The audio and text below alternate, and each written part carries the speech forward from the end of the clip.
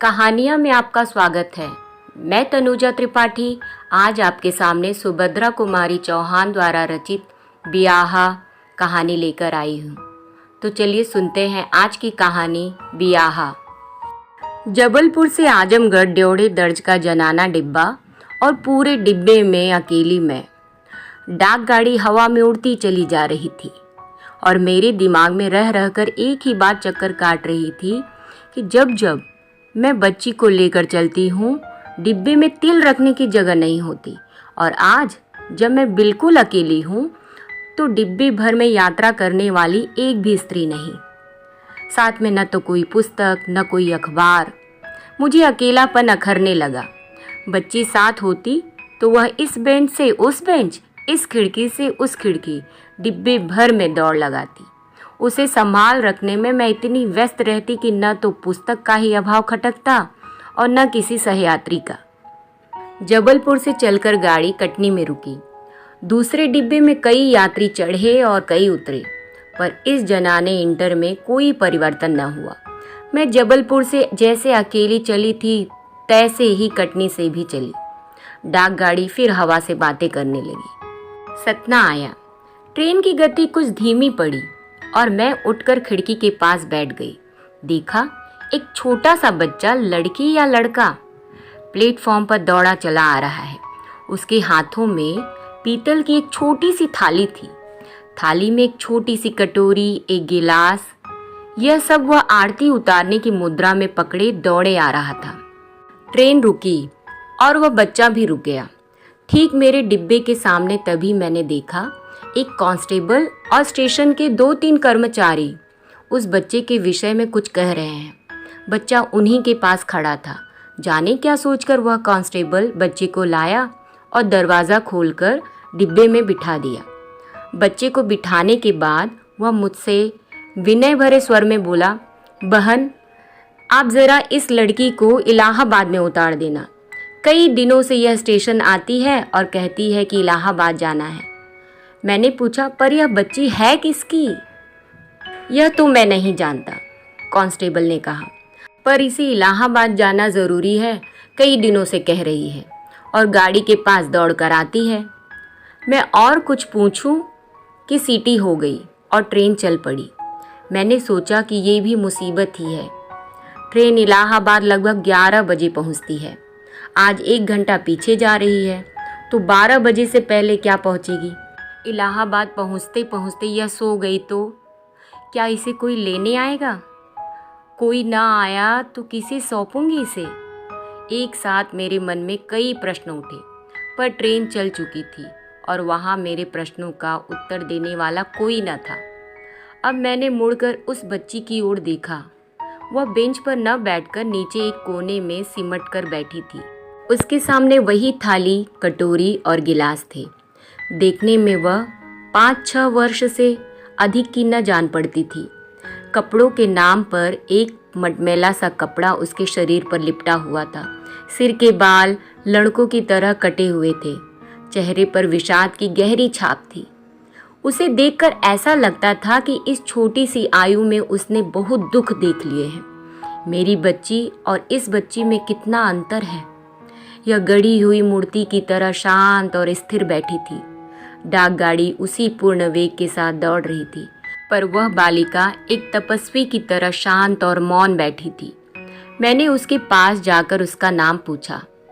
उसने मेरी तरफ देखे बिना ही जवाब दिया, राम प्यारी। तुम कहाँ जा रही हो? इलाहाबाद। इलाहाबाद में किसके पास जाओगी? मैंने पूछा, और इस बार उसने सिर उठाकर उत्तर दिया, अपने बियाहा के पास जाइत है। कितने आश्वासन और विश्वास के साथ उसने कहा, बियाहा के पास, तो इसकी शादी भी हो चुकी है। मैंने पूछा, तो तुम्हारे माँ बाप कहाँ हैं? मर ही गए। उसी विकार रहित स्वर में उसने कहा, मरे हुए कितने दिन हुए हैं और तुम्हारा कोई नहीं है? 1.5 दिन अस्पताल में रहने के बाद वहीं मरी गए। हमारा बियाह इलाहाबाद में है। और यह थाली, कटोरी, गिलास कहाँ से लेकर आई हो? अपने घर से लेकर आई हूँ। बियाहा के घर लेकर जा रही हूँ। मैंने सोचा यह बच्ची जिसके माँ बाप के मरने पर इसके बियाहा ने कोई खोज खबर न ली, उसी बियाहा को खोजने यह इतने विश्वास के साथ निकली है। मैंने फिर पूछा, इलाहाबाद में तुम्हारा बियाहा कहाँ रहता है? उसने फिर वही सादा सा उत्तर दिया, वहीं इलाहाबाद में। अब मैं और क्या पूछती, वह तो इलाहाबाद को भी अपने गांव सरीखा मानती है, जहां गिने चुने कुछ घर होंगे, आराम से अपने बियाह को खोज लेगी। मैंने पूछा, इससे पहले कभी बियाह के घर गई हो? उसने आश्चर्य मिश्रित कातरता के साथ देखते हुए कहा, चलाव हुए बिना बियाह के घर कोई नहीं जाता। अब इससे अधिक उससे प्रश्न करना उस पर अत्याचार होता, अतः मैं चुप रह गई। गाड़ी उसी तेजी के साथ चली जा रही थी। ठंडी हवा तीर की तरह भीतर आकर शरीर को कंपाने लगी। मैंने अपनी शाल निकाल कर ओढ़ ली। मैं केवल 2 दिन के लिए जा रही थी, इसीलिए कपड़े भी इने गिने थे। अंत में बहुत सोच विचार के मैंने तय किया कि बिछौने की चादर के बिना मेरा काम चल सकता है, और उसे निकाल कर मैंने उस बच्ची को उड़ा दिया। वह बोली कुछ नहीं, बस विस्मय के साथ मेरी ओर देखती भर रही। शाम बढ़ चुकी थी, कुछ भूख भी लगाई थी। मैंने खाना निकाला, कुछ उसे दिया और स्वयं भी खाया। उस लड़की ने मेरे मातृत्व को क्रियाशील होने का अवसर दिया। खाना खाने के बाद मेरी कुछ देर लेट जाने की आदत है, अतः मैं लेट गई और सो गई। इतने में गाड़ी फिर रुकी। यह मानिकपुर था। चित्रकूट दर्शन करके लौटने वाली स्त्रियों का एक झुंड एक साथ डिब्बे में भर गया। मैंने पैर सिकोड़ कर 2 स्त्रियों को बैठने की जगह दी, किंतु मैं उठी नहीं, लेटी रही। फिर उनका ध्यान उस लड़की की ओर गया और पूछताछ शुरू हो गई। एक महिला ने मुझसे पूछा, क्यों बहन जी, यह बच्ची आपके साथ जा रही है? और मैं नहीं कहकर सो गई। अब सीधे उसी से प्रश्न होने लगे। क्या पूछा गया मैं सब तो नहीं सुन सकी।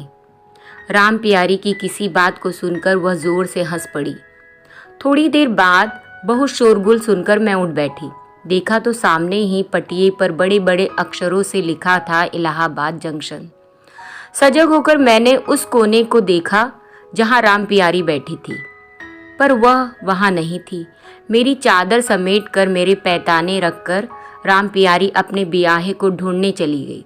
सामने प्लेटफार्म पर, जहां चित्रकूट के दर्शन का पुण्य लाभ करके लौटने वाली स्त्रियों का झुंड खड़ा था, जिनसे बिना टिकट के यात्रा करने के कारण टिकट जांचने वाली महिला डबल किराए के लिए उलझ रही थी, मैंने देखा राम प्यारी कटोरी, गिलास और थाली को आरती की मुद्रा में पकड़े खड़ी है। उन स्त्रियों के साथ वह भी रोक ली गई थी। उन स्त्रियों के यह कहने पर कि वह लड़की उनके साथ नहीं है, टिकट जांचने वाली महिला ने राम प्यारी से पूछा, छोकरी तू कहाँ जाएगी, कहाँ से आई है? और राम प्यारी का उत्तर था, घर ते आइत लाग है, अपने बियाह के घर जा। और वह आगे बढ़ गई। मैं देखती रह गई।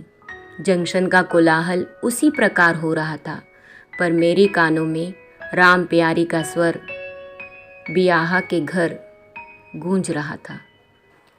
यहाँ पर यह कहानी खत्म होती है।